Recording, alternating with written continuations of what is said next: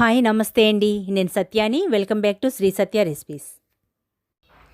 ఈ వీడియోలో మెత్తటి స్పాంజీ లాంటి దోశలను చేయడం చూపిస్తున్నాను. ఈ చిన్న చిన్న టిప్స్ ఫాలో అయ్యి చేశారంటే ఇలాంటి స్పాంజీ అయిన మెత్తటి దోశలను ఇంట్లోనే ఈజీగా చేసేసుకోవచ్చు. ఈ దోశలను చేయటం కూడా చాలా అంటే చాలా ఈజీ. మా ఊరిలో అయితే 2-3 హోటల్స్లో ఈ దోశలు చాలా ఫేమస్ అండి. అయితే ఈ స్పాంజీ లాంటి దోశలను ఇంట్లోనే చాలా ఈజీగా చేసేయచ్చు. ఈ వీడియోని చివరి వరకు స్కిప్ చేయకుండా చూడండి. ఈ వీడియో మీకు నచ్చిందంటే లైక్ చేయడం మర్చిపోకండి. మీ ఫ్రెండ్స్కి రిలేటివ్స్కి షేర్ చేయండి. మన ఛానల్ని కొత్తగా చూస్తున్న వారైతే సబ్స్క్రైబ్ చేసుకోండి. సో లేట్ చేయకుండా వీడియోలోకి వెళ్ళిపోదాము. గిన్నెలోకి ఈ గ్లాస్తో 1 గ్లాస్ మినపప్పును వేస్తున్నాను. అయితే సాయి గుళ్ళనైనా వేసుకోవచ్చు. వేరే గిన్నెలోకి అదే గ్లాస్తో 3 గ్లాసులు బియ్యాన్ని వేస్తున్నాను. ఇవి మామూలు స్టోర్ రైస్ అండి. ఇందులోనే 1 టీ స్పూన్ మెంతులు వేసుకోవాలి. దోశలు మెత్తగా హోటల్ స్టైల్లో రావాలి అంటే మెంతులు తప్పనిసరిగా వేసుకోవాలి. పప్పుని బియ్యాన్ని 2-3 సార్లు శుభ్రంగా కడిగి నీళ్లు పోసి 5-6 గంటల పాటు నానబెట్టుకోవాలి. 1 కప్పు అటుకులను కూడా వేసి వీటిని 2-3 సార్లు శుభ్రంగా కడిగి 3 గంటల పాటు నానబెట్టుకోవాలి. అటుకులను వేయటం వలన దోశలు చాలా ఫ్లఫీగా సాఫ్ట్గా వస్తాయి. 8 గంటల తర్వాత పప్పుని బియ్యాన్ని శుభ్రంగా కడిగి తీసుకోవాలి. అటుకులు కూడా బాగా నానిపోయాయి.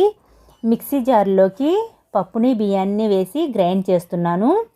అయితే గ్రైండర్లోనైనా పప్పు బియ్యాన్ని వేసి గ్రైండ్ చేసుకోవచ్చు. పప్పు బియ్యంలోనే కొద్దిగా నానబెట్టిన అటుకులను కూడా వేసి మెత్తగా గ్రైండ్ చేసుకోవాలి. మధ్య మధ్యలో కలుపుకుంటూ కొద్దిగా వాటర్ వేసుకుంటూ మెత్తగా గ్రైండ్ చేసుకోవాలి. గ్రైండ్ చేసిన పిండిని ఒక గిన్నెలోకి తీసి ఈ విధంగానే మిగిలిన పప్పు బియ్యాన్ని కొద్దిగా అటుకులను వేసుకుంటూ మెత్తగా గ్రైండ్ చేసుకోవాలి. మొత్తం పిండిని గ్రైండ్ చేసుకోవాలి. మొత్తం పిండిని గ్రైండ్ చేసిన తర్వాత టేస్ట్కి తగినంత సాల్ట్ వేసి కలుపుకోవాలి. పిండిని గ్రైండ్ చేసిన వెంటనే సాల్ట్ను కూడా వేసి కలుపుకోవాలి. అప్పుడే ఉదయానికి ఎయిర్ గ్యాప్స్ వచ్చి పిండి చక్కగా పులుస్తుంది. దీని కన్సిస్టెన్సీ అనేది ఇలా ఉండాలి. మూత పెట్టి ఓవర్ నైట్ ఇలానే ఉంచుకోవాలి. మార్నింగ్కి పిండి ఇలా కొద్దిగా పైకి పొంగిపోయింది. పిండి చక్కగా ఎయిర్ బబుల్స్తో నానిపోయింది.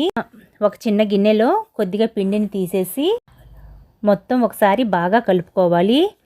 స్టవ్ పై అట్ల పేనం పెట్టి బాగా హీట్ అయిన తర్వాత ఉల్లిపాయను అంతా ఒకసారి రాసి దోశను వేసామంటే పేనానికి దోశ అంటుకోకుండా వస్తుంది.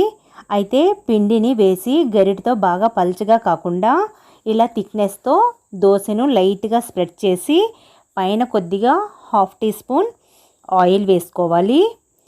దోశపై ఇలా ఎయిర్ గ్యాప్స్ వచ్చాయి అంటే పిండి గ్రైండ్ చేయడం చాలా పర్ఫెక్ట్గా కుదిరింది అన్నట్టు. మీడియం హీట్లో దోశను 10 సెకండ్స్ ఉంచి తీసేసేయాలి. దోశను బ్యాక్ వైపు ఫ్లిప్ చేయనవసరం లేదు. ఇలానే మిగిలిన దోశలను వేసుకోవాలి. అసలు వంటరాని వారు కూడా ఇలాంటి స్పాంజీ దోశలను చాలా ఈజీగా వేసేయగలుగుతారు. అయితే నాన్ స్టిక్ ప్యానం మీదనే కాకుండా మామూలు ప్యానం మీదనైనాను సేమ్ ఇదే విధంగా వేసుకోవచ్చు. అయితే ప్యానం బాగా వేడెక్కిన తర్వాత ప్యానం మీద కాస్త వాటర్ని స్ప్రింకిల్ చేసుకోవాలి. ప్యానం హీట్ అనేది అడ్జస్ట్ అవుతుంది. ఉల్లిపాయను రాసి సేమ్ ప్రాసెస్ అండి. 1 గరిటె పిండిని వేసి లైట్గా స్ప్రెడ్ చేసి 1 టేబుల్ స్పూన్ వరకు ఆయిల్ వేసి హీట్ని మీడియం ఫ్లేమ్లోనే ఉంచి 10 సెకండ్స్లో దోశను తీసేయాలి. సో మామూలు పేనం అయినా దోశలు పర్ఫెక్ట్గా వస్తాయి. సో స్పాంజీ లాంటి మెత్తటి దోశలు రెడీ. చూశారు కదా, చేయటం కూడా చాలా ఈజీ.